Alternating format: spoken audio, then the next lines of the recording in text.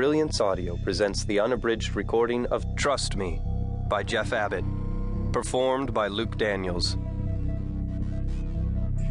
I wouldn't mind being a pawn, if only I might join. Alice in Lewis Carroll's Through the Looking Glass. 1. The old man had spent his entire life surrounded by unimaginable power and wealth, except for today. He was dressed as if for regional theater, playing the part of a retiree who'd failed to save for the long stretch of old age. Wearing decrepit khakis and a threadbare jacket, mud sliming the heels of his boots, sitting on a park bench in the gray London afternoon, tossing stray crumbs to the pigeons. The crumbs were tiny, the size of diamonds.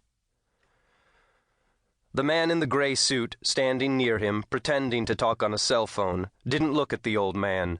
Instead, he watched the people strolling in the park, his eye keen for an enemy. A young couple walking hand in hand, two teenage boys ambling, trying to look cool and tough and failing. A well-dressed mother pushing a stroller, laughing on a cell phone, tucking a blanket around a baby. A pair of old ladies, clutching purses close to their coats, one talking a monologue, the other listening and nodding. No danger here. The man in the gray suit fought the urge to smile at the disguise the old man had chosen, but to laugh would be fatal. One had to indulge people with money, and one did not laugh at a billionaire, no matter how eccentric. "I hardly recognized you, Your Majesty," the man in the gray suit said. He cast his gaze around the park again, the silent phone close to his ear. "Look at them go to war," the old man said in soft Arabic as the pigeons battled over the bread, pecking at one another in the bare ground.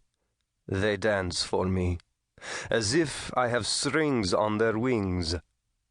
He threw another scattering of food to the flock's left, laughed as they scurried to the crumbs. The birds aren't the only ones, the man in the gray suit thought, but he waited for the old man to speak again. Like most bullies, the old man loved the sound of his own words. "All is prepared?" the old man asked. "Yes," he said. Nearly so would have been a more exact answer, but the old man had never cared for details. Everything would be ready soon enough. Then he could start to change the world. "Your people are ready for the money?" "Yes. Your banker has been a great help. He's set up accounts, he's covered our trails so as not to raise suspicion." It was an effort to control his temper, to not say, "Yes, you old fool, now just give me what I want and get out of the way." The man in the gray suit asked the question he'd come here to ask. "I need only to know the amount you're willing to invest." $50 million now. The prince, dressed as a pauper, tossed his last handful of stale bread to the pavement. Watched the pigeons dart and peck for the scraps. A smile played across his face as the birds battled. "If your proposed attacks succeed over the next 5 years, then another 50 million for further work."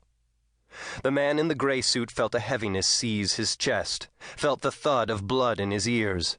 $100 million to flow through his hands. But he showed no emotion. He kept the cell phone up to his ear.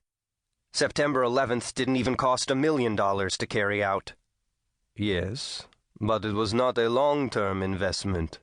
I offer you much more. I give you many times the resources of September 11th. The old man glanced up at the man in the suit, and for a moment he smiled, an awful flexing of skin and teeth. "Give me many times the results, for years to come.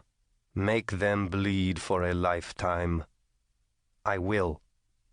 The old man paused, and for a moment there was only the whisper of the nearby traffic, of the wind creaking through the tree branches.